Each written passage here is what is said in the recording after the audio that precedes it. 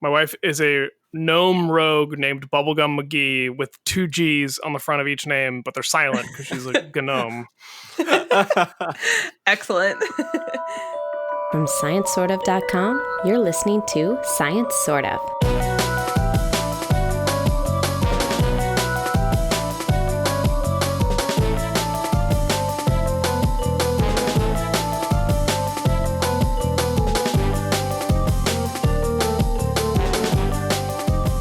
Hello and welcome to Science Sort of. You are listening to episode 324. I'm your host, Ryan, and joining me to talk about things that are science, things that are sort of science, and things that wish they were science, no one. I am in my car recording this alone. But I do have a fantastic interview lined up for this episode, and the theme for this episode, which will become abundantly clear in just a moment, is Suit Up for Science. What kind of suits am I talking about? Well, the suits would be of the costumed variety, because I am talking to two of the folks who are involved with the Cosplay for Science communication initiative, which is about nerds and scientists dressing up in costumes to help promote more science, which is awesome. You know, obviously everyone knows that I'm a big comic book nerd. I've gone to a lot of comic book conventions, but have I ever dressed up in costume? I don't know. You're going to have to listen to the interview to find out. I can't actually remember if I say in the interview, but if I do, then you'll find out. All right. We're going to dive right into the interview since we had a lot of fun chatting and covered a lot of good ground, and including some cosplay, which is definitely on the sort of science side of things. I will be back at the end for a brief PaleoPOW. Enjoy the interview. So I'm being joined by Dr. Lisa Lundgren, who is an incoming assistant professor at Utah State University, and Gabriel Santos, who's the collections manager and outreach coordinator for the Raymond M. Alf Museum of Paleontology. So one of the questions we usually like to ask our guests first when we start the interview about their science is simply, what kind of scientist do you each identify as? Lisa, you want to go first? Sure. So I am a social scientist. I study how people learn about and talk about science on the internet, as well as in museums. Literally any place that you can think of that's not a school, I'm interested in people are learning about and talking about science. So social scientist here. I would say I'm a scientist in transition.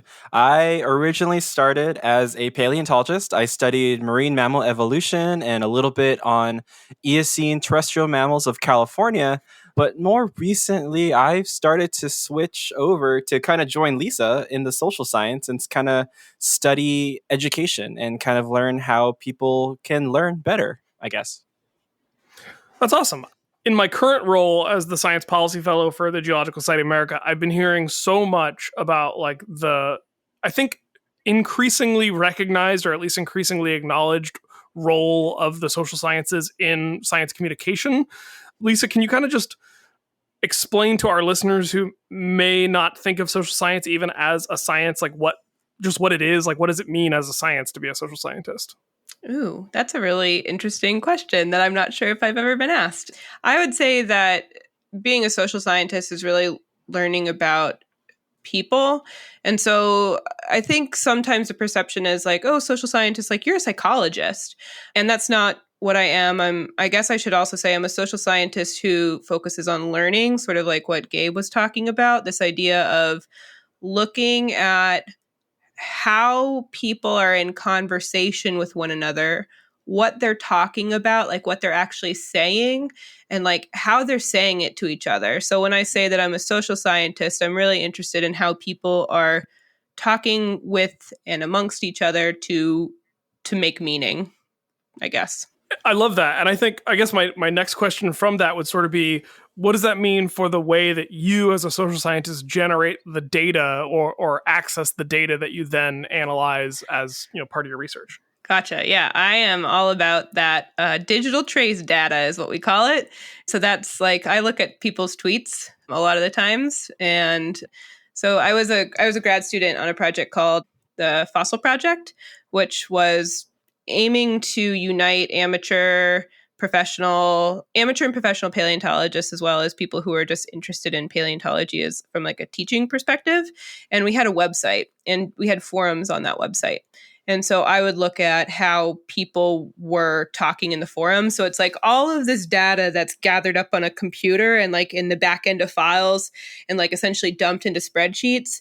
That's where a lot of my research is currently being done. But then with the work that we're doing with Cosplay for Science, we ask people to take surveys at comic conventions and then sort of analyze those data. But we can also do interviews. So those are like, if I were to be doing scientific research on podcasts, I would essentially be like taking the recordings of the Science Sort of podcast and transcribing them all and looking at all the data that's in there, like how people are talking to each other and stuff on like Science Sort of. We actually have a transcriber. Ooh. His name's Denny. He does a great job. Thanks, Denny. Thank you, Denny. Absolutely, thank you, Denny. I mean, we pay him. It's not, Thank you still. It was one of our first Patreon goals that we got unlocked was to hire someone to transcribe all of our episodes. He also is the transcriber for the Titanium Physicist, our sister show, and Ben is the guy who turned me on to him. So saved you some work there, Lisa. Awesome. You wanted to Yeah. analyze the nonsense. You know, Yeah. How often is Ryan wrong per minute? No, I would not do that. I would actually be really interested in seeing like what kinds of questions does Ryan ask of his guests and how do they answer it? That's like, as I've been talking, I've been thinking about that. Like, whoa, Ryan is asking these really interesting open-ended questions already. I wonder if it's going to like continue through the interview or like, how do I answer these? So yeah, A+ already, Ryan. No, I think once Gabe and I switch over to marine mammals, we're just going to talk about trait mapping and ecospaces, and it's going to get very technical and very boring very quickly. Oh, God. But I think my perception before, learning more about what social scientists actually do, I think it would have been that it was mostly survey based. And so is survey data the more traditional way to do social science and like the Twitter data is sort of a newer method? Or was there always these ways of aggregating social data from the world that people just don't even realize they're putting out there to be collected?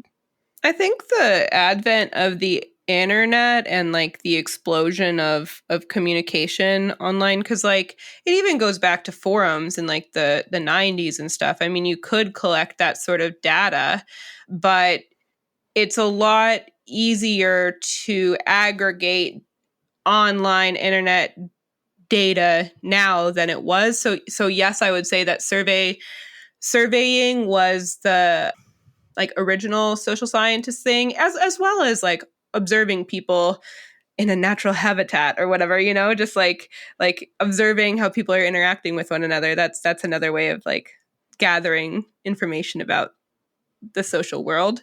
But computers have and the way that people can communicate on the internet especially has really, I think, changed a lot of aspects of social science. Yeah. And so can you kind of walk us through maybe briefly, like how, we talk to a lot of scientists about like process and field stories and things like that. Can you kind of walk us through like how you develop a question in the social sciences and maybe think about getting an answer to that and sort of what that looks like from your field? Sure. So I really focus on this idea of how people learn together. And so one of the things that we think about in education, or the way that I think about it as an educational or social scientist researcher, is what works for whom and under what conditions are the questions I always ask myself.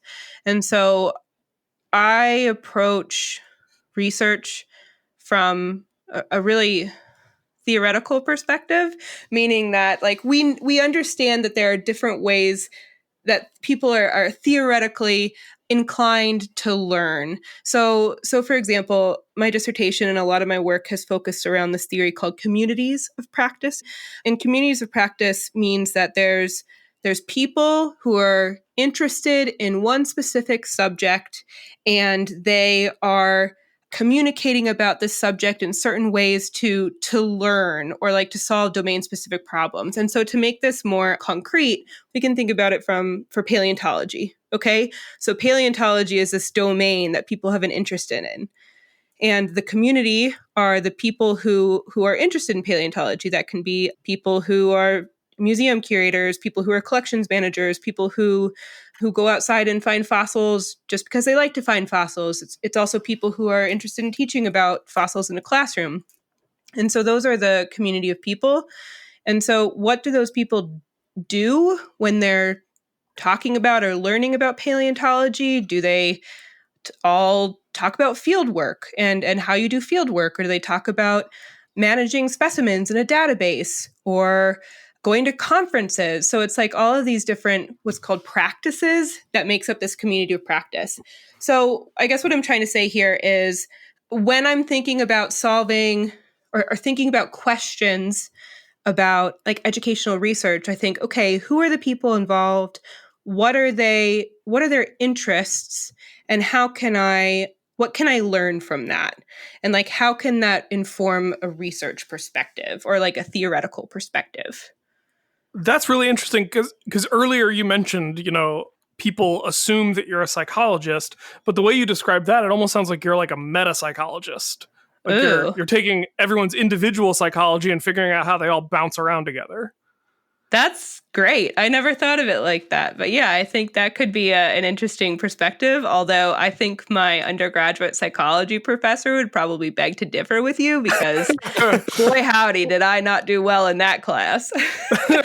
Well, I mean, the way you talk about like looking at the interactions between these people within a specialization or within a field, do you have trouble turning that off? It sounds like you would just constantly be analyzing every group dynamic and trying to figure out what makes it tick. Maybe I do have trouble turning it off because I do think about everything from this like community perspective. So like the psychology basis that like you're talking about, I think is a perspective that I don't take as much because that's like one way that people maybe can learn, but I do think about it from like a community perspective. So even if I play Dungeons and Dragons, so I think about like, ooh, how are people talking to each other within this online or face-to-face role-playing game, and what does this mean for like are we learning together, or like am I learning about numbers, or am I learning about like I don't know, new civilizations or something as I'm playing? So yeah, I guess I do have trouble turning it off. I will say, like, I will back up Lisa, but not in a bad way, because me and Lisa, whenever we are in like the same room or when we have our conversations, by the end of it, normally we have some new project that we want to start. Yep. Isn't that true, Lisa? That's absolutely true. 100% true. It's like, ooh, this was really cool. I'm so glad we did this. And then all of a sudden it's like, well, what about it from this idea? What about it from this perspective? Yeah, absolutely. I think I sort of do the same thing in that I'm constantly putting things in terms of like evolutionary processes and ecosystems, because I'm a paleoecologist by training. And so like, I'm constantly thinking like, what's the evolutionary pressure that's driving this system to change in these specific ways, or like what's the interplay between organisms that's leading to this emergent property within an ecosystem. So I think I do the same thing. I think it's natural for scientists or highly trained, technically minded people to kind of put everything within their domain. I was just kind of curious if, since like, well, social interaction used to be this thing humans did, listeners, in the before times. They still do. No. Now, coming from me, from this internet person who studies I'm an internet person who studies things that are happening on the internet. Not all of Twitter is a garbage fire. People are still having wonderful interactions. I'm a defender of Twitter. I actually like Twitter as a platform. I realize that there's a lot of issues there. In terms of, it sounds like what you study broadly is this kind of concept of informal learning. Correct. Are there any big picture ideas that have emerged in terms of like, how do people learn at museums versus how do they learn on Twitter? And like, is it roughly the same, or is it pretty starkly different if you're learning on social media versus in a museum? Ooh, you're asking me really good questions that I'm trying to think off the top of my head how to answer succinctly. Doesn't have to be succinct. There's no time limit on podcasting. That's fair. So I think that if we're thinking about learning in any environment that's not school, you have to account for interest. People will be self-interested in something. So if someone goes to a museum, they're more than likely going because they have an interest in the topic matter. That might be, they might be going to an art museum and they think art is cool, or they might be going to a science museum and seeing paleontological specimens, but they already have that that interest. And I think if you're thinking about how people learn online as well, that's also the same perspective. It comes from an interest-based perspective. People have an interest and they'll explore it, whether it's in a museum or whether it's in an online environment. So Gabe, you mentioned always coming up with a new research idea. At least I have an idea. Sure. Because SVP, the Society of Vertebrate Paleontology, which I believe Gabe and I are both members of. I'm definitely a member. I can't remember where we met in person, Gabe, which meeting it was, because I think we go to a lot of the same meetings. But yeah, I can't remember either. GSA? I think it was GSA. Okay. Yeah, I think it was GSA. So I went to the SVP in Brisbane, Australia last year. And I was, in Australia, I was on the other side of the world specifically for a paleontology meeting. So like my headspace was very much in like science and all that jazz. But my wife had all these art museums that she wanted to go to. And so she took me to all these art museums and I was absolutely transfixed, like blown, like spent hours there without complaint. I was absolutely amazed both by like the actual art, but then like the like interesting, like, oh, this Australian museum has this really interesting exhibit on like Mesoamerican cultures and like how it's so weird to see like the Australian perspective on like Central American, Mexican, indigenous people and all this other stuff. And so I think you should also think about like what are about the people who aren't self-selecting but are just being dragged along by a spouse or partner, and what do they get out of informal learning spaces? Because that is something actually that is considered for. So there's really cool researchers. Their names are Falk and Durking, and they're like big names in museum learning. They wrote a book on it called The Museum Experience. And in one of their, I can't remember if it was in the book or if it was in the paper, but they described these 6 different types of museum visitors. And one of the types was the people who are along for the ride in some way, shape, or form. I can't remember the exact term that they used for them, but they were essentially people who were coming along with a family member or friend or whomever, and then either they're happy because they're supporting their friend who really likes the subject material, or they do actually get something out of it too. So you're saying I've been classified? You absolutely have been classified. Excellent. I'm glad to hear that. Well, Gabe, can we talk a little bit about your research and your transition from paleo to socio? Sure. So talk to us about you said it was evolution of marine mammals, right? Yeah, so when I got into paleontology a little bit later than most people. I was originally going to school in my undergrad as a pre-med. I was originally planning to go into medicine. Then I saw the light and I was like, nah, F that. So I changed careers to paleontology and, volunteering at the local museum and getting to know paleontology there. I really got interested in these creatures called Desmostylians. For those who don't know, Desmostylians, close your eyes. Imagine something that looks like a hippo walking by the ocean, but with like a longer face and maybe the size of an elephant. That's kind of what I'm talking about. Giant marine hippos, they're like the dinosaurs of Japan. Like they're as popular in Japan as dinosaurs are everywhere else. Absolutely. What? I got to go to Japan and they had like this amazing exhibit on it. I found out that they have parks with Desmostylian, like little seesaws. They even have a manga. They have a manga about Desmostylians? Yeah. Why haven't I engaged with this content yet, Gabe? Because God. I haven't been able to find it. When I was there, I was trying so hard to find that manga because one of my co-authors on my first paper is apparently in the manga, and I wanted to like find it so bad, but like I couldn't find it, and I keep trying to ask people to help me get it. But anyway. So now this is another plea for this manga. Yeah, crowdsource it. Let's put it out there in the world. If anybody, please send it to Gabe Santos. I have remind me, either after you listen to this when it comes out or some other time, to get in touch with my friend Tim, who is an American but who lives and teaches in Japan and is a big comic guy. He might be our man on the ground for this. Yes, I will definitely remember that because I want that so bad.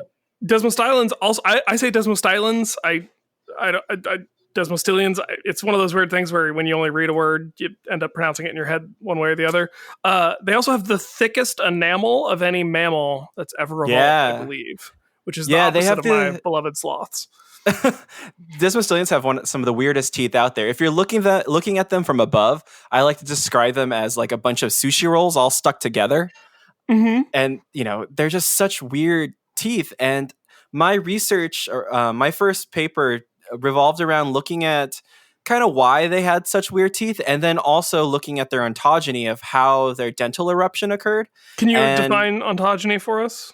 Oh, ontogeny is the study of how an animal or creature changes from birth to, I guess, adulthood. It's just basically looking at how something goes from a cute little baby to a grumpy old adult.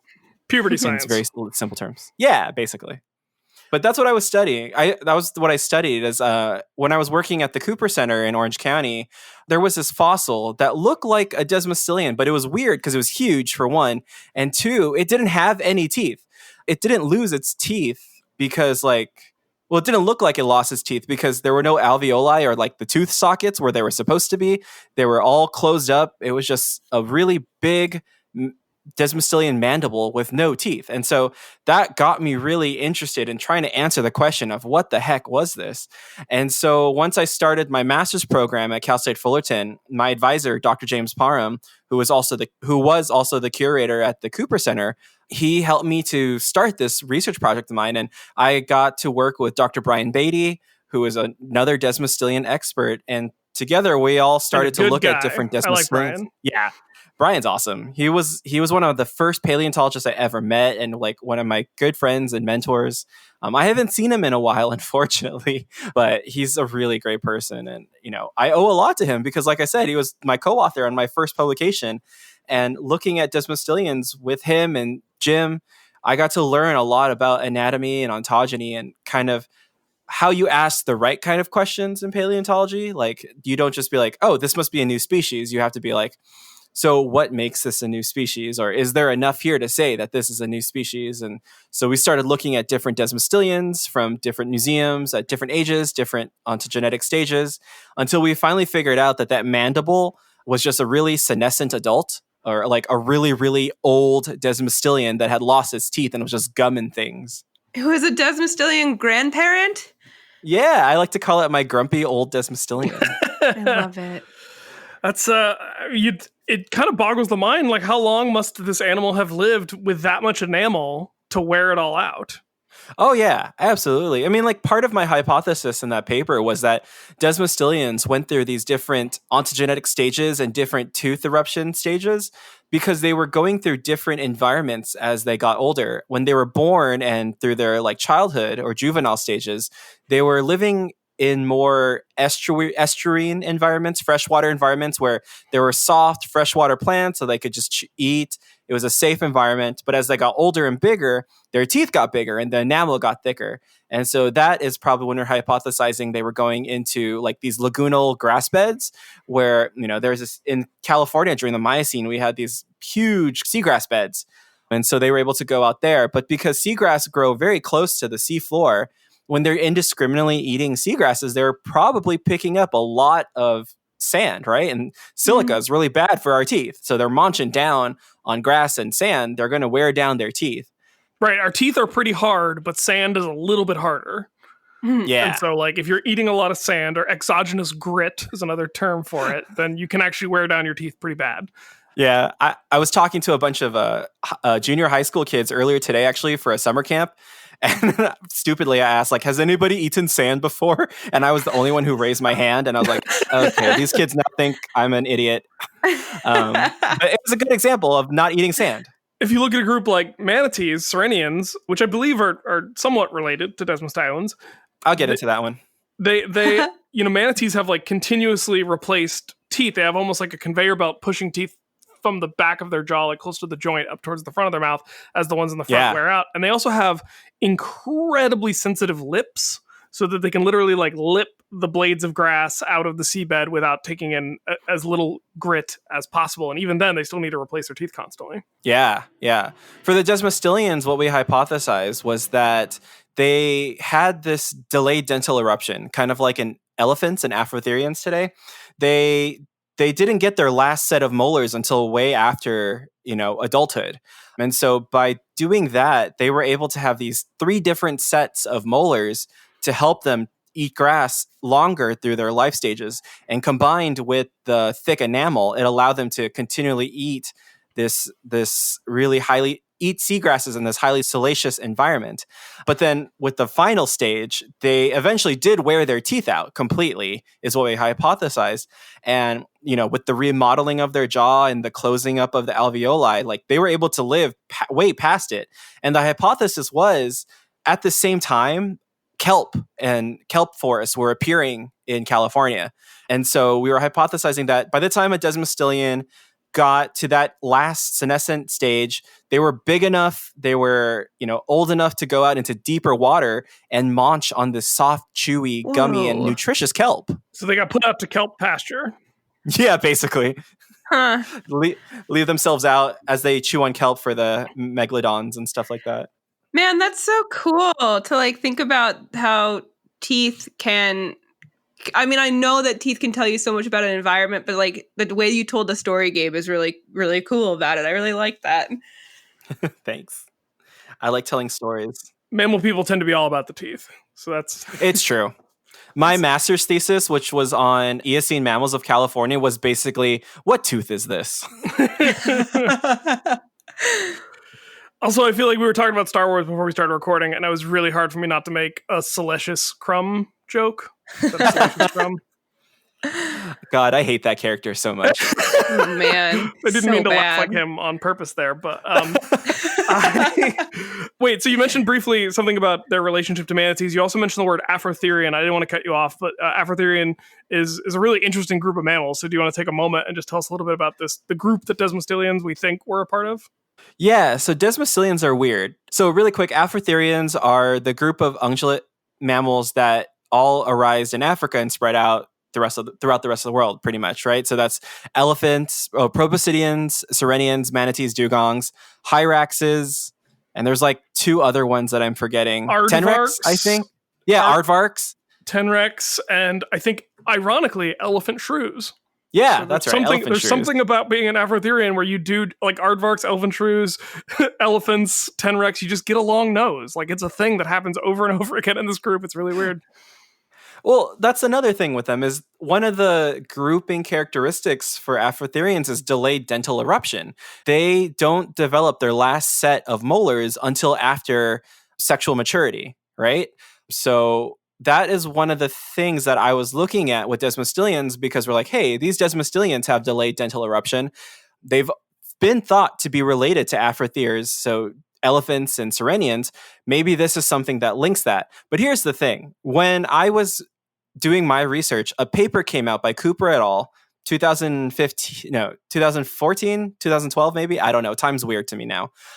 They came out with a paper saying that Desmostylians are actually more closely related to rhinos, and so that they're a stem perissodactyl based on their research, which is a whole different group of animal than the Afrotherians. So currently, the hypothesis is that Desmostylians are a stem perissodactyl that independently evolved delayed dental eruption from the Afrotherians. But here's the thing, okay? Nobody has good enough proof to say either one right now. So Desmostylians just kind of sit in the void and are we live here, but you aren't going to know where our origins are. They're like the Sith, sort of, right? They're just there. Yeah, really, we extinct here. They don't live anymore. Yeah. We extinct in this space. Exactly. We extinct here. This is us. You all can figure out where we belong. And so, yeah, that's why Desmostylians are so weird. So they're purgle is what you're telling me. Yes, exactly. Cool. Love it. Love those space whales. Well, and hippos are perissodactyls too, right? No, hippos are artiodactyls. Artiodactyls. Yeah. Their closest relatives are whales and pigs, I think. Yeah. That spectrum we all know about, the whale to pig spectrum.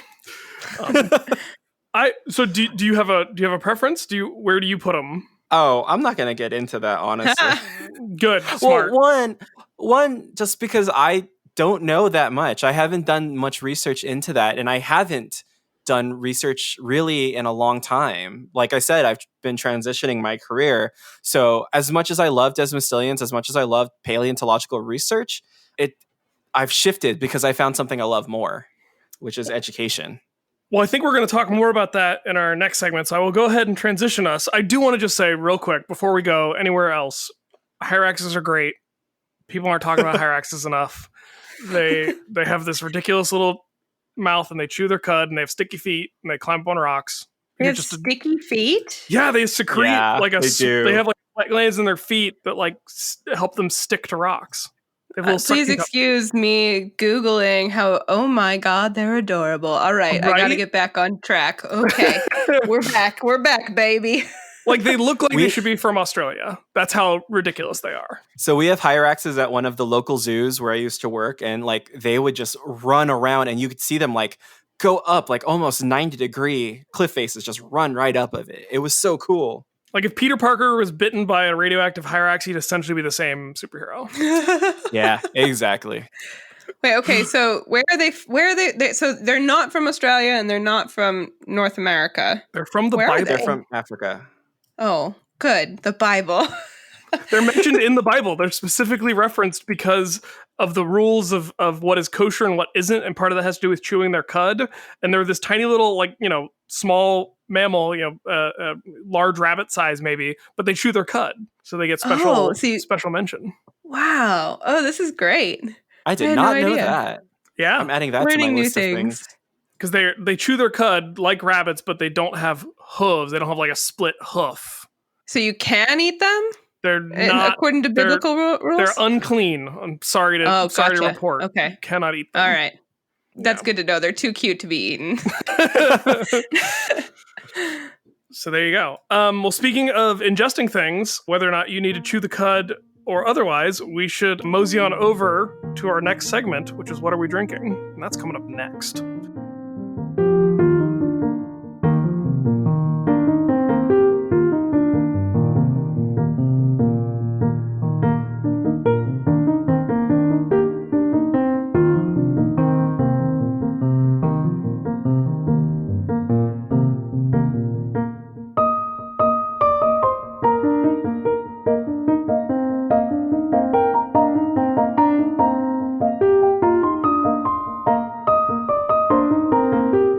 So it would not be an episode of Science Sort of if we didn't also talk about what we are drinking, because I have two guests on. I will go first to demonstrate proper What Are We Drinking technique.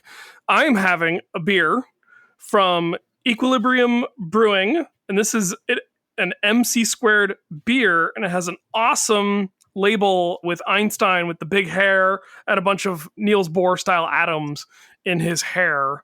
It's a double IPA, which is a style I like, and this was sent to me by my very own co-host on this podcast, Abraham Padilla, who knew I was stressed and found a beer delivery service that would bring beer to my front door. That's awesome. And a guy called me and was like, hey, I'm outside with a bag of beer. I'm going to leave it on your front stoop, and then I'm going to stand back like on the sidewalk until you come get it, because I can't just leave the beer here. But I also don't want to be close because of the terrible pandemic. And so I got a beer delivered by my buddy. That's a great way to go, buddy. Right? Buddy pandemic. Yeah, I love that. Man. So, gracias. I need to figure out how to do that. Gracias, tío Abraham. Gabe, I'm gonna nominate you to go next. Cool. Well, I am currently drinking an IBC Root Beer from a glass that's chilled, because starting on Monday, I will be 6 months sober. Congratulations. Thank you. I'm enjoying root beer. I've always loved root beer. I don't know. I see IBC in a lot of places, but I don't know if it's like one of the bigger brands. I just like it because it's got a nice bite to it, and it's refreshing and not too sweet. Does I got it at IBC Ralph's. Stand for anything? I should have looked that up before. I must admit, I don't have any strong feelings about IBC. I feel like I'm a Barks guy when it comes to root beer, if I'm doing like the mass-produced root beers. And then I remember eating at the A&W restaurant a fair bit as a kid growing up. Yeah. But IBC was always kind of out of left field. I'm trying to remember if I've had an IBC root beer before. I've definitely had it. It looks like an old-fashioned bottle. It's in a dark bottle. It's got that really cool old-fashioned logo on it. Isn't root beer like pretty old-fashioned just as a concept? I guess. Huh. Yeah, I think you're right. Now I need to look into the origins of root beer. Also, it's weird. You got to be careful now, because like now they're coming out with a lot of alcoholic root beers. And the word beer is Oh. right there, Gabe. I know. I made that mistake once, and I was like, "What the hell is this?" Because like that's not recently. That was like a couple years ago when I was still actually drinking, but I wasn't planning to drink that day, and I got one, and I was like, "Oh, I feel great right now," and I was like, "This is a lot of sugar, probably," and then I was like, "Oh, okay, never mind," and then I turned into Party Gabe, and that's where the night went. I learned when I was in Boy Scouts as a kid about sassafras being one of the original flavorings for root beer, and it's no longer now a synthetic product, and part of the reason is I think there's some carcinogenic aspect of sassafras, but sassafras is a really easy tree to identify in the forest, especially Appalachia East Coast kind of area. Oh, why? Because it has 3 distinct leaf morphs on every tree. So it has a single-lobed leaf that looks just sort of like a fat blade shape. It has a double-lobed leaf that looks like Michigan. And then it has a triple-lobed leaf that looks like if Michigan had 2 of them. Oh, that's so cool. So whenever you see a tree that has those 3 different leaves on it, it's a sassafras tree. And there's always like a ton of saplings on the forest floor. And the saplings are usually small enough you can just pull them up by the root, or pull them up if you just grab the stem, or the woody stem, you can just pull up the whole thing, roots and all. And the roots have a distinctly root beer smell. And so when I was in Scouts, when we went camping, we used to make like sassafras tea, where we would steep the roots in hot water, and then you have like this tea that tastes like root beer. Wow. I like that so much. I'm going to do that. This is incredible. Once there's a vaccine, Gabe, come on out to DC. We'll head up into the mountains, and I'll find a bunch of sassafras for you. All right, Man, I wish I would have known this, because I was in North Carolina for postdoc position, and I feel like I saw sassafras, but I had no idea what it was, and also had tree blindness, so never looked it up. But now, if I ever go back to the East Coast, I'll be able to identify it. So that's very exciting. I had a science teacher in 8th grade who made us do a project where we had to like collect leaves from, it must have been like 30, 40 different trees in the region. Whoa. And like press them and write descriptions. And so like my tree ID for the, I grew up in Southern West Virginia, for where I grew up, and the surrounding areas that have similar trees is pretty good, but sassafras is easy even by those standards. So Lisa, I'm sorry you missed out on the sassafras tea that is apparently carcinogenic and will give you diarrhea if you don't make it right. I'm so sad I missed out on that. Yes. You're making this sound real great. What are you having instead? I know how to make it not give you diarrhea, Gabe, for when you come to visit. It's okay. fine. Okay, I'm just making sure. You just got to dry out the roots first before you make the tea. Well, I am not drinking sassafras tea right now. I am drinking a beer from Montana Brewery called KettleHouse, and it's a beer called Cold Smoke. It's a Scotch ale, and it is intense and wonderful because it comes in pints, and it is pretty heavy alcohol, and it's my favorite beer in the world.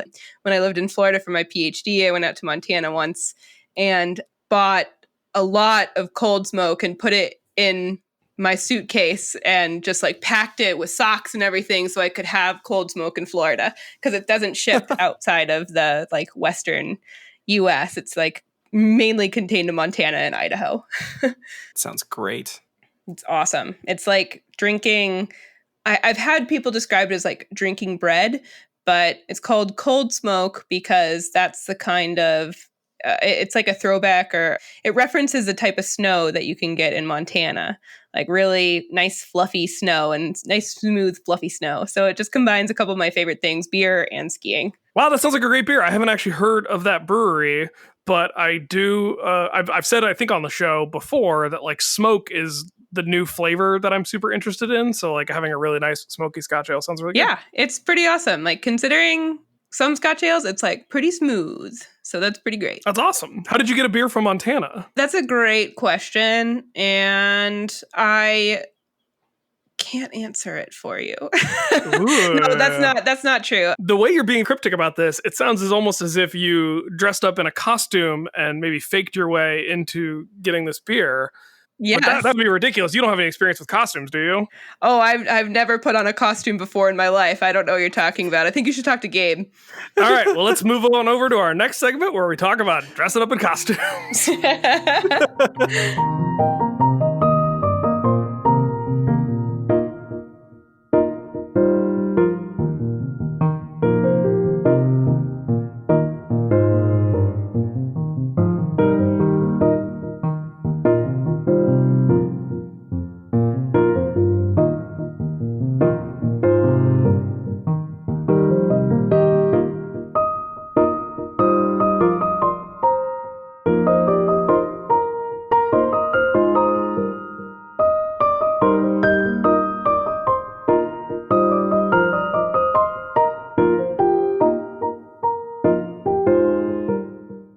So one of the reasons I invited Gabe and Lisa on the show is this initiative that you both work on called Cosplay for Science. Yes. Yes. What is It's it? Cosplay for Science. So, if I may, Lisa. Oh, Gabe, go ahead. Cosplay for Science is a science education, science communication initiative where we use storytelling, cosplay, and pop culture to get people to think about science. We combine science with pop culture, or science narratives with pop culture narratives, and bring it all together in places where people wouldn't normally think that works as a learning environment, to really get people to think critically, learn new things, and expand their perspective on both fictional worlds and the real world. So much like I asked you about ontogeny, can you tell us a little bit about the basics of cosplay? Yeah. Cosplay comes from the combination of two words, costume and play. And basically, it's where you dress up as a character from a comic, video game, movie, anything that's really pop culture related. A lot of people will often think of like anime or video games when they think of cosplay, but really anytime you dress up and kind of play a character from any story in pop culture, that can really count as cosplay. Like for me, I love to cosplay as a Jedi from Star Wars. And so, like, when you cosplay, so I'm asking these questions from the perspective of someone who has been to a lot of comic book conventions over the years, and sort of started going to conventions.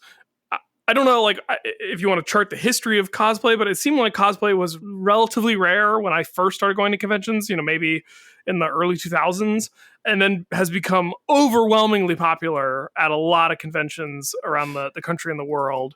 Is that a fair assessment? I'm trying to think. So for me, growing up, definitely cosplay wasn't as big as it is now. And I think when I started going to conventions in probably the early 2000s as well, cosplay was already pretty much a big thing at like the ones I went to, like Anime Expo and San Diego Comic-Con.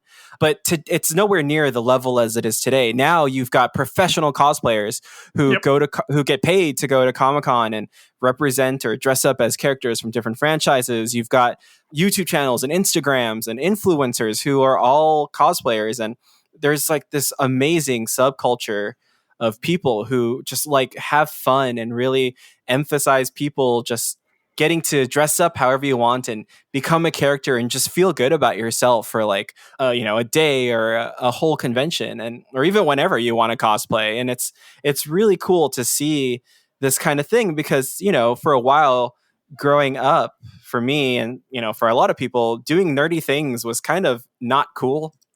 But things have shifted where like cosplay is just like a whole awesome culture, and it's like not looked down upon. It's actually cool. Yeah, totally. Go ahead, Lisa. Well, I was just going to say, I think as well, like the coolness of it is the creativity. And I think it can also be talked about with people who maybe haven't heard of it or don't quite understand it yet as like, hey, this is a way that people are putting like engineering skills and fashion skills and design skills to the test, because like a lot of the cosplay like equipment or things that you have to make, it's really intricate and it's really requires a lot of skill to do. Absolutely. I feel like one of the reasons that it was not something I ever got into was simply because I've since going to cons is also like coincides with when I started living in smaller apartments, you know, not in my parents' house. And I just never had I was like, where do people have the space for all these props and equipment and gear? And it's so much, it's the crafting of it is so intense. And like the culture that's sprung up around it, I have friends who regularly do photo shoots with people in cosplay where like they then, you know, if the person is dressed up like Jean Grey when she's Phoenix, they then go in and Photoshop like flames and psychic energy all around her to make it look like a movie grade still frame or something. It's really incredible. Yeah, I've done that for myself. Where can people, are those images available online, Gabe? Can people go see that? Not really. I can send you one though. Okay, cool. Thanks. Yeah, so Okay, so those are maybe some of the basics of cosplay, but like let's now talk about it in the terms of the force science. So can you kind of tell us the origins, your superhero cosplay origin story there? Absolutely. So, Cosplay for Science started between really me and our other co-founder, Brittany Stoneberg. What had happened was at my museum, I'm the outreach coordinator, and I love to find ways to make education relatable, really make personal connections with people so that they can really find a way to be involved and engage with me, not just as a scientist, but as a person, and make conversations easier, right? Make it easier for them to want to talk to me and ask questions and maybe get them to learn something. So at my museum, I created an event called Making Monsters, the Science and Art, where we talked about how paleontology inspired art in any form. And so one of the little mini tables I set up for the day was my Pokemon Natural History Museum, where I got to dress up as Professor Oak and I talked about the real life fossils that inspired fossil Pokemon. And that was kind of the first time I did something cosplay for science like, but it wasn't called that yet. The first time we really called it cosplay for science was when Brittany Stoneberg, who works at the Western Science Center, they were going to a local con. I think it was NerdBot Con. It's a small con here in Pasadena. And she was going with her museum. And then she knew I was a huge nerd and loved that kind of stuff. And we worked together on a lot of education projects. So she invited us to go. And I was like, yeah, I'm going to a Comic-Con. I'm going to get paid. Yeah, I'll go. And then what had happened was I was like, Brittany, if we're going to talk about dinosaurs at a comic book convention, we have to go all out. We aren't just going to show up in our regular clothes. We have to go as Jurassic Park characters. And Brittany was like, heck yeah. And so we told all of our coworkers and like, oh, we're doing this. And so it turned out there was like 10 of us there, all dressed up as Jurassic Park characters with all of our fossils. I brought dinosaurs. Brittany brought her Ice Age fossils. And when we were there, we had the best time ever because people were excited to come up to us because first they saw the Jurassic Park stuff and they're like, whoa, Jurassic Park. And then they looked down and they're like, whoa, fossils. And then they talked to us and like, whoa, paleontologists. So we found it was this really cool way to break down this barrier between us as scientists and our audience, right? They came up and saw us as peers, as cosplayers, as nerds. And then when they found out we were scientists as well, the barrier was already broken and they were so ready to talk to us for not just one question, but so many stayed at our booth for like 10, 15 minutes asking so many questions. And then it became this great exchange, you know? They kind of told us about their love and passion about something science related. And we were able to share the actual science behind something they loved. And so we were able to connect these two worlds for so many people. And it was at that con that me and Brittany were like, this is a thing that we could actually do. And, you know, I don't want to say that we were the first scientists to cosplay at a con. Like, there are lots of other great scientists who go to cons and talk about science and cosplay. But we came up with our own I feel method. like the way some people dress at scientific conferences could be considered cosplay. So I'll just put that Absolutely. But sorry, I cut you off. No, it's okay. I'm just thinking about some outfits I've seen at conventions now. But no, yeah, like this, what we did is we came up with our own methodology of how we wanted to combine cosplay science narratives with pop culture narratives for the sake of education, not simply science communication, but really trying to get people to develop skills in critical thinking by getting them to learn to ask the right questions in fictional worlds so that they can apply those skills to the real world and hopefully, you know, develop broader perspectives and use those skills when they really matter, right? So like if you're watching Star Wars and you're on Coruscant and you're like, how does a planet-wide city deal with pollution? Or you're like, how does that like work? How's their air able to breathe? And then you're starting to think about it in the fictional world. Then later, because you learn to ask those right kind of questions, you're in the real world and you're like, how does pollution work in our world? How does it affect me as a real life person? Then you're like, you learn, and then you're like, oh, it's time to vote. I just learned how this really affects me. Let me vote like with an informed decision. I know that was kind of a big leap, but that's kind of how we hope our methodology works with Cosplay for Science. And Lisa, we brought in because while we had this really cool idea of how to teach, one of the other sides of it is I don't have skills in evaluating our science or our educational content. Neither does Brittany. Our other co-founders are Michelle Barboza from the Natural History Museum of LA County and Isaac Magallanes from the University of Chicago. And we're all paleontologists. Like, that's what we started as. And so we wanted to make sure what we were doing was correct, right? We were actually making impact. We were getting people to actually learn things and retain those skills. And so that's when we asked Lisa to come in to really help us develop the research side of cosplay for science. Yeah. So a lot of the stuff that Gabe was just mentioning, this idea of like meeting people where they are and asking them to think critically in a fictional world, it's all really cool to think about. And then it's like, okay, so how can we, like Gabe said, how can we assess that that's happening? And what also questions I ask are like, what impact it does interacting with scientists who cosplay having on visitors to Comic-Cons? And so that's when we started developing some surveys that have been distributed at some of the cons in California.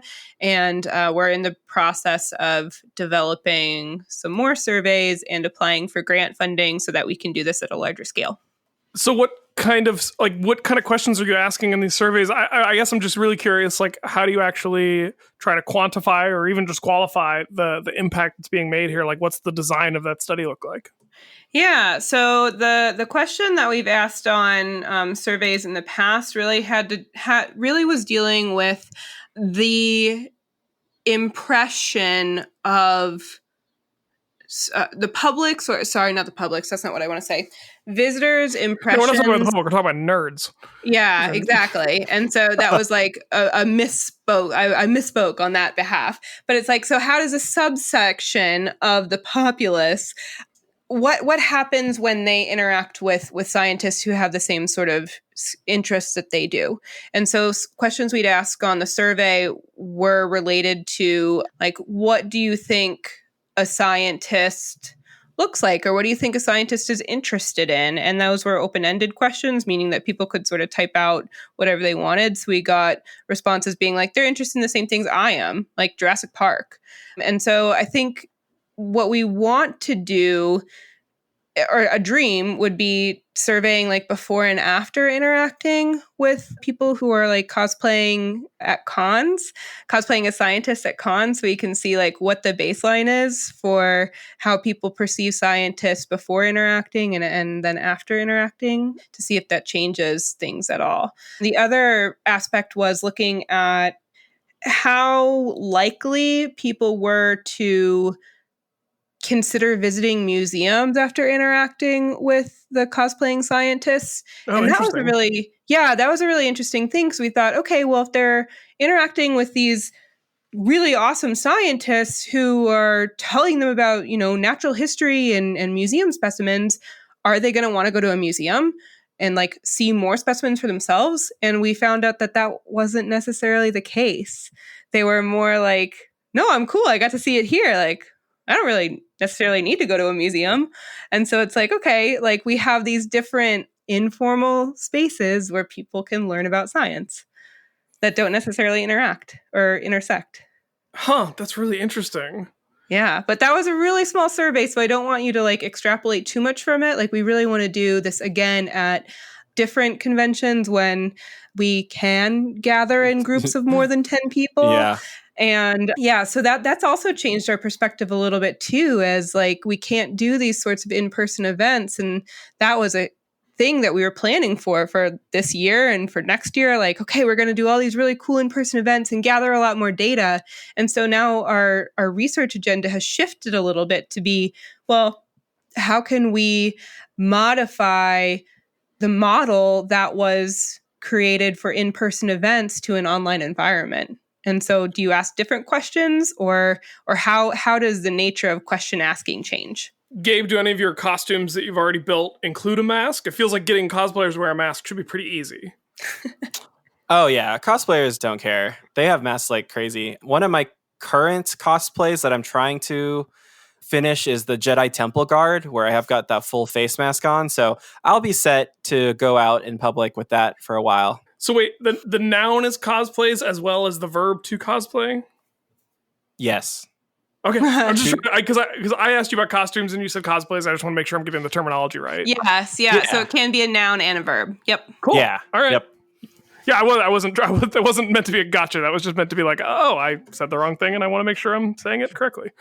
What happened is you said grammar words, and my brain was like, "Oh God, switch over." And I was like,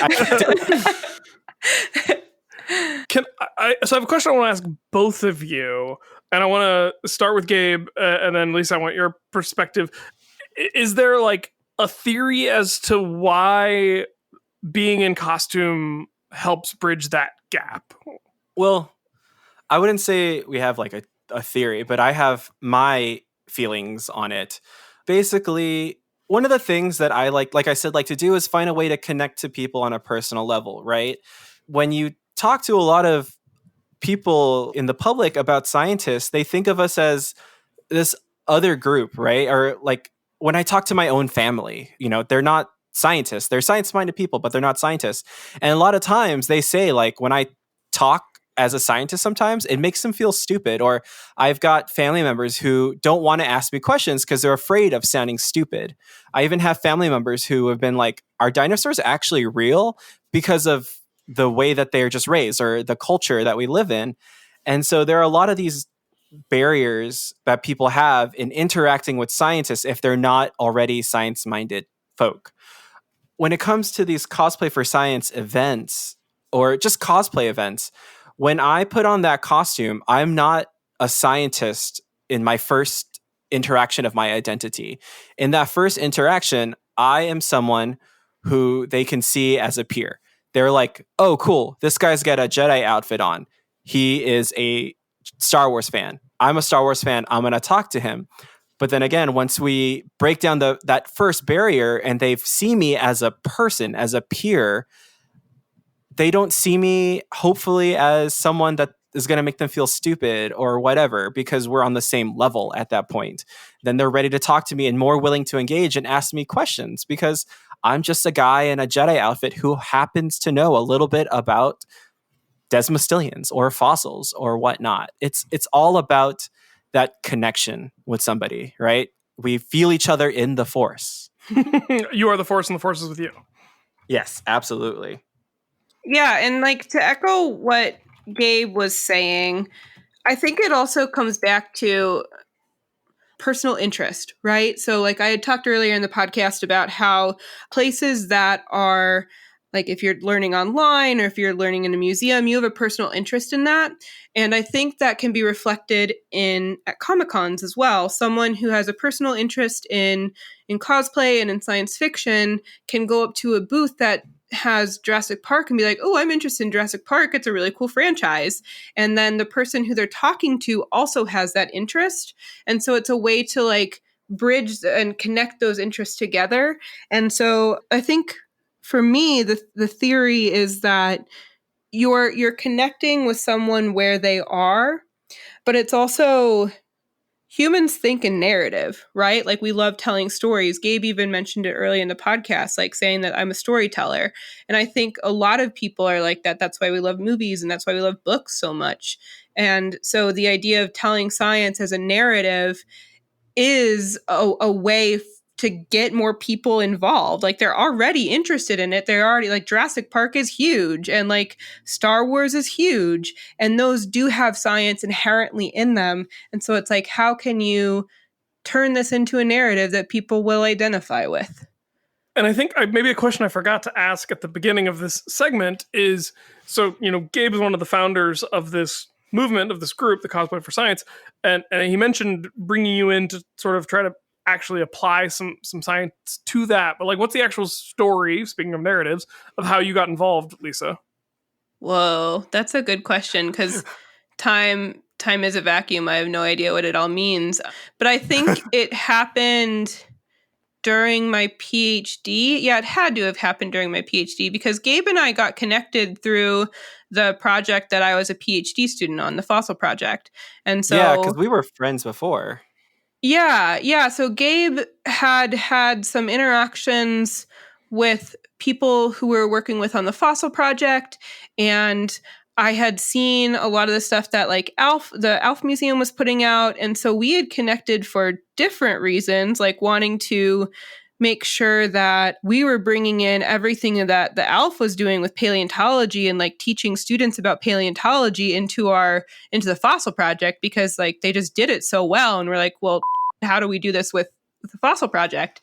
And so Gabe and I were connected from work, but then we also found out that we had other interests. And I'm pretty sure, okay, so now I'm actually remembering it, because I think it was even in a meeting with, it was me, Gabe, and my advisor, Dr. Kent Crippen, and we were supposed to be talking about fossil project stuff, but then either Gabe or Kent made a mention of like a Star Trek thing that was in Kent's office. And then we were off to the races just kind of talking about Star Trek.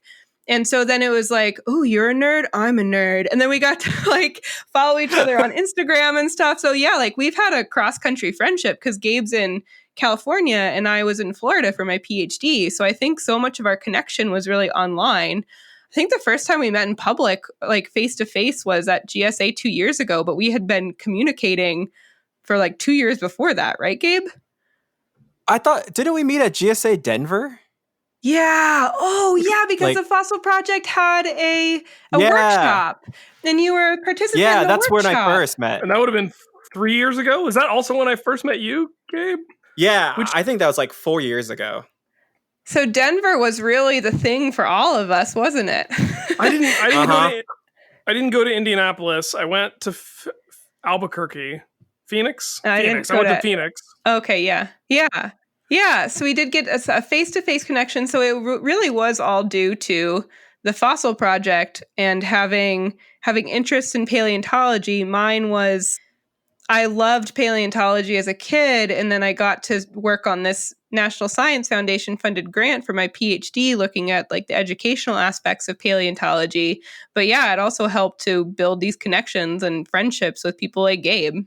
So get a PhD, gang. It's fun all the time, I promise.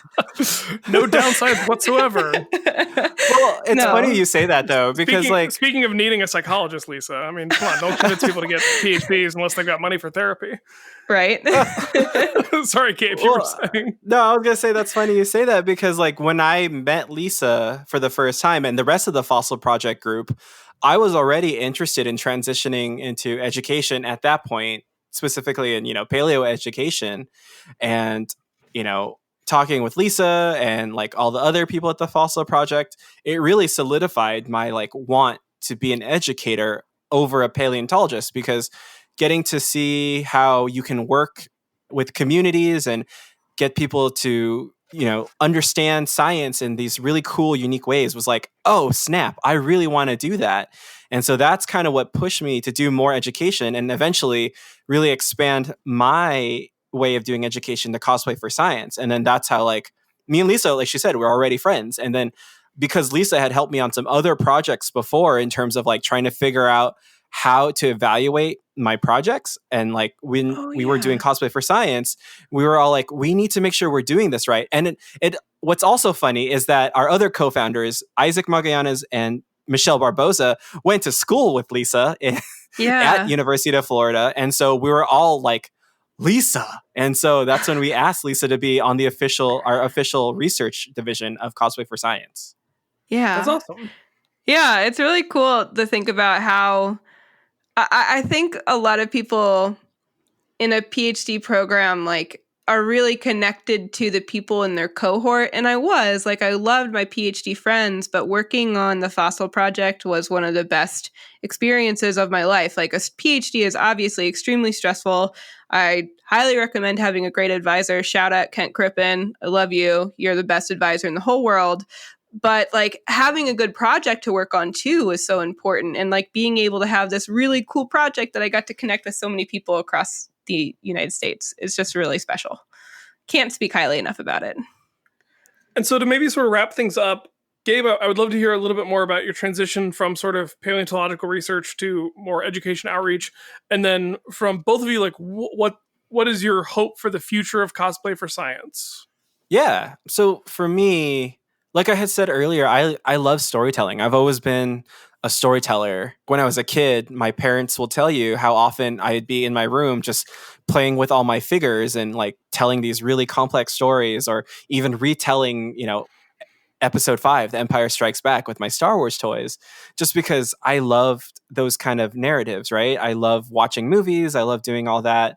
And in my education, in my undergrad and stuff like that, I love science because it was a form of narrative, but I always kind of felt like I wasn't right on the mark in what I wanted to do. Like I wasn't telling the right kind of stories I wanted to tell. I wasn't helping people in the way I wanted to help people. And it wasn't until I got into paleontology and started working at the Cooper Center and then the Alf Museum that I realized that I love telling stories to help people learn, expand their perspective, see the world how I see it, love the world the way I love it, and help them to do that through telling the stories of everything around them. And as I continue to do more research and work at the Alf Museum, and again, like I said, meeting Lisa, meeting all the folks at the Fossil Project, and meeting other educators, and just doing my own kinds of educational work, it was more and more that I was like, I want to teach. I want to be an educator. And the other thing that came of it was I try to do as much like diversity, inclusion work in my science. And when I started to learn more about education, I started to learn more about, I guess, barriers to education or barriers in learning. I don't know if that's the right term or not, but kind of like, the way that people are interested in things, like Lisa had said earlier, I was starting to question, well, what are the external factors that get people interested in something that can get them to learn, right? So I was like, okay, so what is it about a place that someone grows up that makes them more inherently curious about the natural world versus, just seeing a tree and being like, that's a tree. Or if somebody sees a tree and then they start to ask, well, why is that a tree? Like, what makes that a tree? Why are the leaves green and things like that? What are the external factors on a social, economic, any of cultural scale that gets people to want to learn? And that kind of leads back into cosplay for science too, right? What are all the external factors in people loving pop cultural things that we can connect to science or get them to connect to science? And so that's kind of how I've been shifting a lot lately, is looking at education and specifically natural history, biology, and looking at the social, economical, cultural factors that inspire people's curiosity, that gets them to want to ask questions or prevents them from asking questions. And that's kind of where I am now. Obviously, I'm still trying to learn like the game. I came from a biology, then a geology background. So, with a lot of help from like Lisa, I've been learning a lot about pedagogy and education and all that great stuff. And now I'm kind of in a place where I'm like, maybe I should get a PhD in education. Maybe I'm crazy, but it's maybe it's both. But it is where I want to go. It is where I want my career to eventually lead to, is being someone who is in education, that maybe I can work in educational policy and helping to develop better educational standards, or, helping make not new, but innovative forms of education where people can find something that's tailored to something that they like already, and things like that. It's a way for me to utilize my love of science, my passion for storytelling, and my lawful goodness and wanting to help people. Yeah. And you get to dress up like a Jedi. Obviously. I mean, there's nothing better than like saying people when like, oh, so what do you do? Oh, I got to dress up as a Jedi this week and swing a lightsaber, talk about paleontology, and get paid for it. Yeah. So coming from my perspective with cosplay for science, it's like, what do we hope to do in the future? I think Gabe really said it nicely in this term of, how do you identify barriers to entry in science? Like, people aren't born to hate science. Sometimes school can really affect people's scientific interests. So how do you meet them outside of a school setting? And that's not even just for kids. I mean, that's for adults too. Like, there's people who say like, oh, I'm not good at science, or I'm not good at math. And it's like, I'm not good at those things, but I love Star Wars. It's like, well, you could love science then. Like, let me connect with you in terms of like the science of Star Wars. But my hope for cosplay for science in the future is that it can act as like a vehicle for understanding what forms of public participation or engagement with science are effective in integrating people from diverse backgrounds in science knowing or science learning or teaching.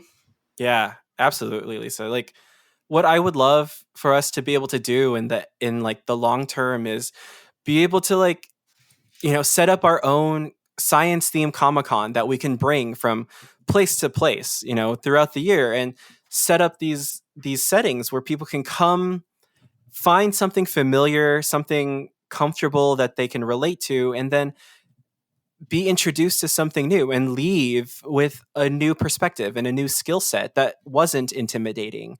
I think it kind of comes back to this one story that I love to tell about Cosplay for Science, and one of our best interactions was we did a panel at Long Beach at LA Comic Con, where we talked about Cosplay for Science in general. And one of the things we did was we asked people to think about a show or something that they love, and then we would connect the science for them. And then one of the people was really shy and didn't really say anything to begin with as other people were talking. But then he came to us afterward, and then he was like, "Thank you. I didn't think I could do this." He was like, "I hate science, but I love Full Metal Alchemist." And he was like, "And you were like saying that alchemy is just chemistry." And so he was like, "I like chemistry then. Isn't that what that means?" And I was like, "Yeah, you like chemistry because you like Full Metal Alchemist. There is, chemistry is, alchemy is the original chemistry." And then he was like, "Wow, you're right. I like chemistry." And he just ran off. But I was standing there like, "Oh, cool. We did that." And so that's kind of like what we want every interaction to be like in the future, in whatever scale we do, whether if it's one person at a con or an entire con. As long as we can get people to leave with a new passion and seeing the world in a different light, that's what we want to achieve. Can I be an invited special guest to this mythical con? Obviously. I don't have do I need to have a cosplay? Do I need to work on that? Yeah, Ryan, we haven't even talked with you about like what you would cosplay as if you were like to go to a Comic-Con, because you do go to cons, you said. Yeah, I do, but like for a long time I was going to cons as a person who worked in comics media, and so I actually felt the need to like put on a shirt with buttons, and that was my cosplay. Was like a guy who wear buttons. Like look how dressed up this guy got to go to a convention. He must be important. Like that was I think based on what's happened in quarantine, I could pull off a pretty good Alan Moore right now. I got a lot of hair. Does that count? Can I be Alan Moore? Yeah, absolutely. A warlock, or I could just shave it all off and do a Grant Morrison. There you go. I love that one. I think where my hair is at right now, realistically, if I didn't want to change too much about my hair, I could actually do a pretty convincing Ra's al Ghul, because I've got like the weird, or a Reed Richards if I lost the beard, because I got like the gray streak along the temple going backwards. Oh yeah, I'm gonna vote the Ra's al Ghul, because that cape and just the pure extraness of that outfit, you can walk down the halls and just embody that, and like just be like, "I am here right now. Worship me. I am Ra's al Ghul. Peasants, and just stand call aside." Everyone detective. Yeah, exactly. Get into the part. Yeah. So that was always my thing that I never quite understood about cosplay, was like, when you are dressed up, are you pretending to be the character, or are you acknowledging that you are just a person dressed up like the character? And I imagine that varies from person to person and contextually as well. Yeah. For me, when I'm wearing my cosplay, I like to feel like I'm that person or that character, right?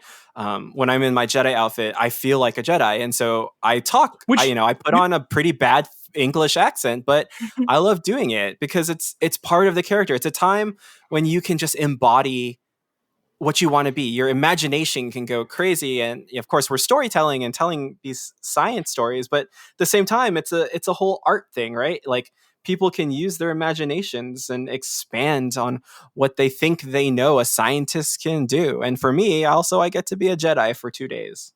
I keep wanting to start my next question with, this is my last question or last two questions, and that's a lie. So I'm just not going to say that. Gabe, you keep saying a Jedi. Are you your own Jedi that you've made up, or are you a canonical Jedi from the canon, from the holocron? And Lisa, you didn't say whether or not you are actually a cosplayer, now that I think about it. Yeah, I know. I've been really, flying under the radar with not saying anything, right? And you don't have to if you don't want to. I just realized it hadn't come up. No, yeah. I'll answer very, very briefly, and then Gabe can get into his Jedi lore a little bit. But we only have 20 to 30 more minutes, Gabe, by the way. So. I know. Exactly. That's why I wanted to answer first, so Gabe could have a full complement of minutes. I'll yield my time to Gabe. I've only cosplayed like 2 times, actually. And one was not even for a real con. One was for, I used to play roller derby, and we had what was your derby name? Oh boy, why did I bring this up? You don't have to say it. Sorry, my wife's the next. What I keep on doing is like shoving myself into a corner, and you obviously want to ask a question, and I'm just like, oh no, why did you want to ask that question? But my derby name was Dinosaur. Yes. My wife's derby name was Trilobiter. Oh, amazing! Yes, and my number was 65 MYA. Hers was 350 MA. Yes! Oh my gosh. Oh my God. This is amazing. 355 MA. Perfect. So yeah, I played roller derby, and so for one of our like roller derby fundraising things, it was supposed to be sort of costumed, and so my husband and I went as Alan Grant and Ellie Sattler, and so who? He was Alan Grant and I was Ellie. Okay. I really like Ellie. Would honestly be pretty high on my list because I think she's one of my favorite fictional scientists. She's so bad. I love her. And so it was also very easy to play her because, you just need khaki shorts and a button-up shirt that you can just tie a little bit and like a nice tank top underneath with hiking boots. And it's like literally, I had that in my closet immediately. Has anyone done a Holdo, like a Holdo Sattler crossover? Like Sattler that's a Gabe question. I don't know. It's in the list now. Yeah, I'll do that. On my list. I'm down. Oh my God, Lisa, let's get that put together. Perfect. We can do that. But the other one I had done was I went to a very small con in Gainesville, Florida called Swamp Con, and myself and 3 friends were dressed up as Pokemon professors from one of the games, and I was along for the ride. This is like before I was really getting into Pokemon and things, and so they're like, we're gonna be these professors from this game, and I was like, great, which one am I? And so I was not as well versed in anything. I was just like there to ensure that the full complement of professors were there. So you only dress up as paleobotanists or people named after plants. Those are your those are your rules for cosplay. That's it. Yeah. So next like, up, I want to Poison in the future. Ivy, right? Yeah. So I have a growing list of things that would be fun to cosplay as. So yeah. Awesome. Yeah. All right, Gabe, which Jedi are you? Answers now. Okay. All right. So as not even as a kid, as a teenager through college, I wrote Star Wars fan fiction.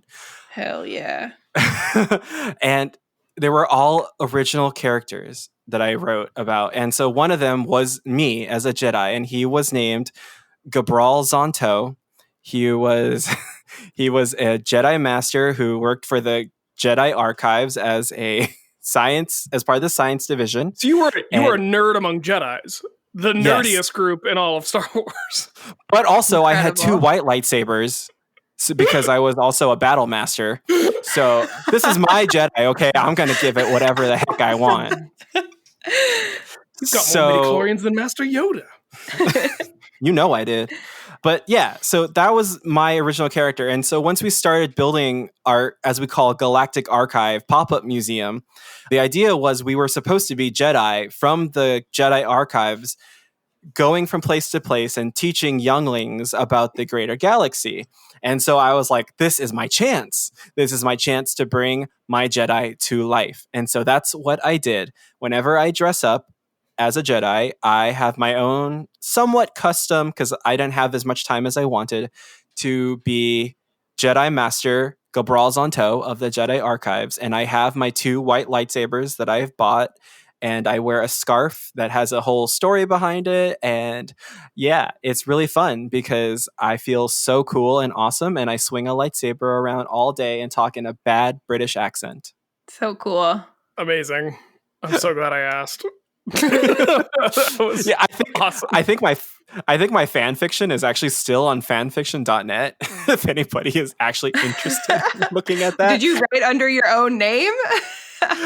Oh shoot, I don't even remember what my screen name was on there. It probably was something stupid like, oh, you know what? It was Dr. Psycho, because it's from high school. Oh wow. All right, go shout out. Everyone's got to go find it. I never did fan fiction in like the post-computer era, but when I was in elementary school, I definitely wrote my version of what the 4th Ninja Turtles movie would have been. Oh my god, do you still have that? Please, I want to see it. I mean, I think it was like handwritten when I was in 1st grade or something. The plot, as well as I can remember, is April O'Neil got kidnapped by the Foot Clan and the Turtles had to rescue her. It was a pretty original plot. I'd watch it. I mean, that was like the whole plot. Was all I could come up with was like, oh no, they've taken April. Like, I think she was like calling them from a payphone, and then she got nabbed, and then they like went to the phone box, and the phone was just hanging. And they're like, we gotta go find April, and they went and found her. I mean, it sounds like a good movie plot. I think you could sell that. I mean, I'm no Michael Bay, but I don't think I'm that far behind. Did yours have that 5th Ninja Turtle? Like, what was her name? Venus de Milo? Venus. It did not. I think that was before she'd been introduced. Well, she was introduced in the 3rd movie, right? I think so. Because she's like an actual like turtle spirit. She's not a mutant, technically. She's a mythical creature. It's very confusing at a certain point. What? I never learned more about her past the movie. But I'm going to be up on Wikipedia all night tonight now. All right. Working on your next costume. Yeah, absolutely. The last question I have, this actually is the last question, is if people would like to learn more about both your research and Cosplay for Science and yourselves as individuals, where should they go on the worldwide internet? Ooh. Let's see. So if you want to learn more about Cosplay for Science, we have a website, www.cosplayforscience.com. From there, you can find our Facebook page, our Instagram, our Twitter. We just started a Patreon to help us build more pop-up museums and help fund our website. And we also are trying to expand into educational work, or like formal education lesson plans. We have 2 really cool paleontologists and educators, Michael Ziegler and Victor Perez, who are working on education stuff. And our team is actually huge now. We've got scientists from many different fields, and you can see all their names there. But that's where you can find most about Cosplay for Science. I'm going to put a little self promo if you want to see my TED Talk on Cosplay for Science. It's on the website as well. But then, yeah, if you want to learn more about what I do and kind of my everyday stuff, you can follow me on Instagram at PaleoParadox. Awesome. And then all of the stuff that Gabe had said about Cosplay for Science is awesome, and it's perfect, and that's where you can find a lot of that stuff. I am on Twitter at Lisa Lundgren 21. That's where I do a lot of SciComm on Twitter. Like if I publish a new paper, I'll do a little thread about it and try to make sure that it's understandable for people who didn't have time to read the paper or maybe didn't want to read the paper. I also do some academic related things on Instagram. It's more silly Lisa stuff, but I'm on Instagram as at Dr. Lisanya. Great. And we will include links to all of the stuff you mentioned on the show notes for this episode. And thank you so much for joining us. Thanks for having us. Yeah, this was fun. Thank you so much. This is so fun. Yeah. Our pleasure. Thanks again to Gabe and Lisa for giving me some of their time to talk about their awesome science initiatives. I must admit that I'd never truly considered dressing up in costume before, and now I'm kind of tempted. So if you found yourself going through a similar transformation over the course of that conversation, write in, let us know. If you do write in and let us know, you might find yourself featured on the final segment of the show, which is called the PaleoPOW.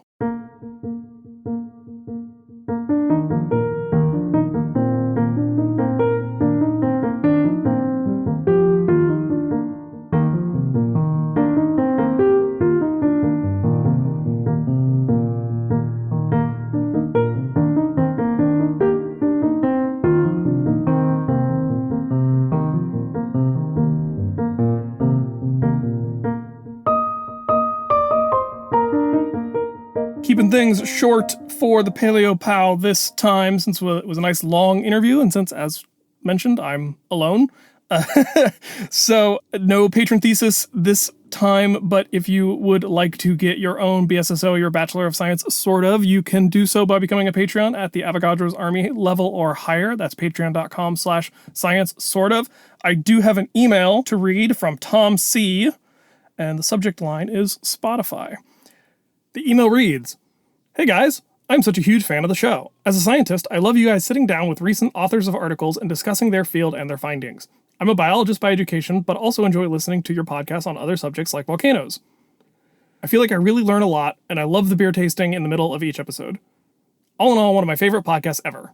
But I was wondering if you were working towards getting it on Spotify. I only use Apple Podcasts for this show, and it's kind of a pain to have one app for just one podcast. I listen to all my other podcasts on Spotify, so it would be really nice to have everything in one place. I don't know how difficult that is to accomplish. I have no idea the work that goes into it, but I wanted to make the request in case it was feasible. Thanks, Tom. P.S. I recently checked my podcast app and I missed so many episodes, so I'm excited to go through and listen to all the ones I missed."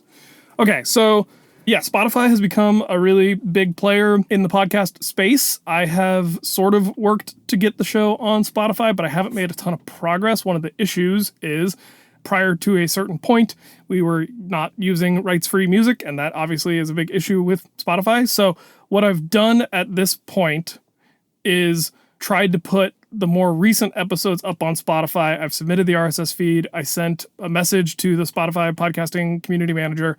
And so hopefully new episodes will start showing up on Spotify. I don't know how long it's going to take for that to go through. It might have gone through by the time you're hearing this episode. If you are interested in checking us out on Spotify, let us know if you find us on Spotify. Let us know if you have any experience as a fellow podcaster getting your show on Spotify, since we've had a little trouble with it. And hopefully this is something we can workshop and get solved so that at least once you've caught up on the backlog, Tom, and the Apple Podcast app, which I agree is not the best app for listening to podcasts in my opinion, then hopefully we can get you going on Spotify for future episodes. So everyone else who's interested in that, please reach out. I think if we have some expressed interest from the community, that might help the cause. So that would be great. I'd love to get us on Spotify. So hopefully this was the nudge I needed to get that going.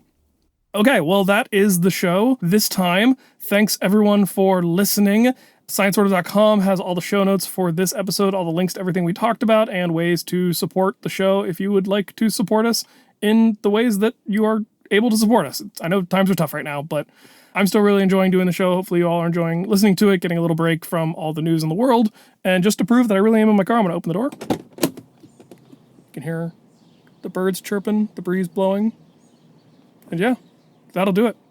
Come back next time. You'll get a whole lot more science. Sort of. Visit sciencesortof.com for show notes, links to all the stories we talked about, and ways to interact with the hosts, guests, and other listeners.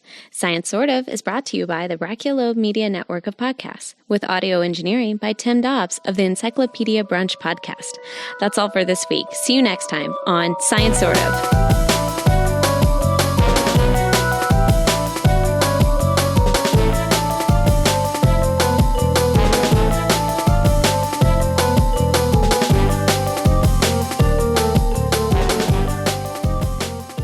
Oh, it was so fun. I got to become enormous and essentially take out a big bad guy with a mountain.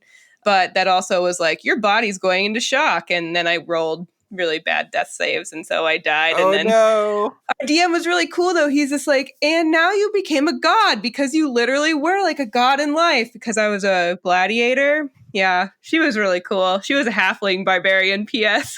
Oh my God, Yes. that's amazing. She was just the thickest person on earth.